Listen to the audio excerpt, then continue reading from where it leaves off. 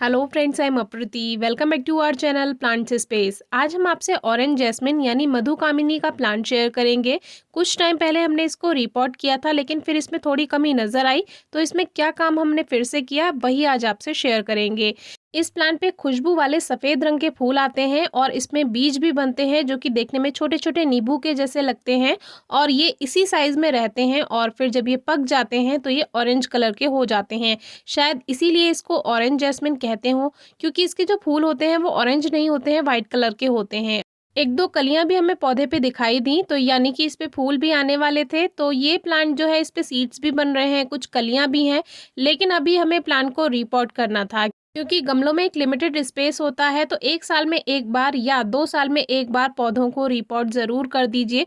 तो side side से मिट्टी को लूज़ किया और इसको ऐसा का ऐसा हमने बाहर निकाल लिया। तो देख सकते हैं रूट बाउंड इसमें हो चुका है।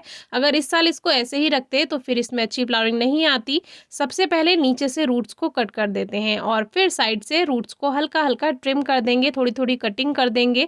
इससे प्लांट बिल्कुल बेकार नहीं होता है, क्योंकि हम मेन रूट बॉल को बिल्कुल डिस्टर्ब नहीं कर रहे हैं, वो बिल्कुल ठीक रहेगा। तो ये काम आप फरवरी मार्च में कर सकते हैं, क्योंकि इसी समय प्लांट का ग्रोथ का सीजन शुरू होता है। क्योंकि सर्दियों में तो प्लांट ग्रोथ नहीं कर रहा था और अब ग्रोइंग सीजन शुरू हो गया है। और रेनी सीजन में भी कर सकते हैं, लेकिन रेनी सीजन में इसका फ्लावरिंग टाइम रहता है, तब डिस्टर्ब करना ठीक नहीं है प्लांट्स को। तो अभी प्लांट्स ग्रोथ करना शुरू कर ही रहे हैं, तो अभी फ्लावरिंग भी डिस्टर्ब नहीं होगी। तो अभी मेन रूट बॉल सेफ है और अब मिट्टी तैयार करते हैं। आधी मिट्टी आधा खाद का मिक्सचर भी आप बना सकते हैं, या लेयर बनाकर, यानी एक मिट्टी की लेयर एक खाद की लेयर, इस तरह से भी आप रिपोर्टिंग कर सकते हैं। मिक्सचर बन गया है, अब पॉट देख लेते हैं। पॉट हम सेम ही रखेंगे जिसमें से प्लांट को निकाला है बाहर। ड्रेनेज होल बिल्कुल ठीक है, इस पे एक पत्थर रखेंगे जिससे ड्रेनेज सिस्टम अच्छा बनेगा। मिट्टी बाहर नहीं जाएगी, केवल जो एक्स्ट्रा वाटर होगा वही बाहर जाएगा। अब पॉटिंग मिक्स को भर देते हैं पॉट में और बीच में एक लेयर फिर से खाद की बना देते हैं। ये लेयर बहुत काम आती है पौधों के लिए।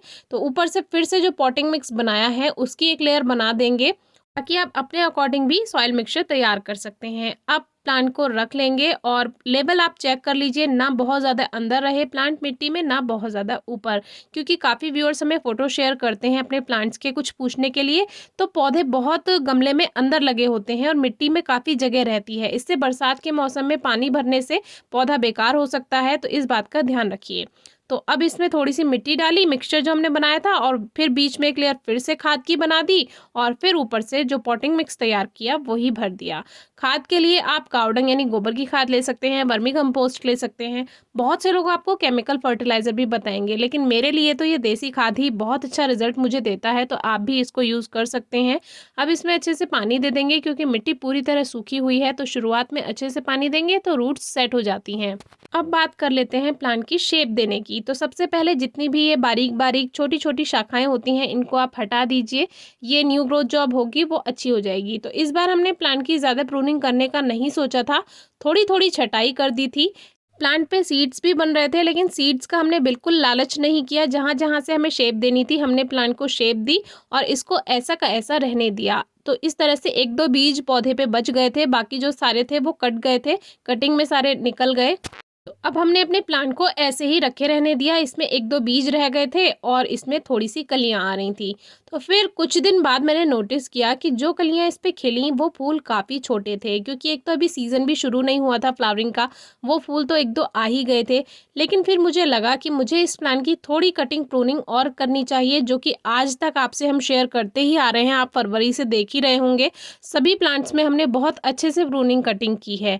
तो इसमें हमने जितनी भी हमें करनी थी कटिंग फिर से मैंने दोबारा की, बस इसमें एक बीज रहने दिया, बाकी सारी पत्तियां और जितनी भी बारीक टहनियां थी वो सभी कट कर दी। अब प्लांट अच्छी ग्रोथ करेगा, यही हमने सोचा था।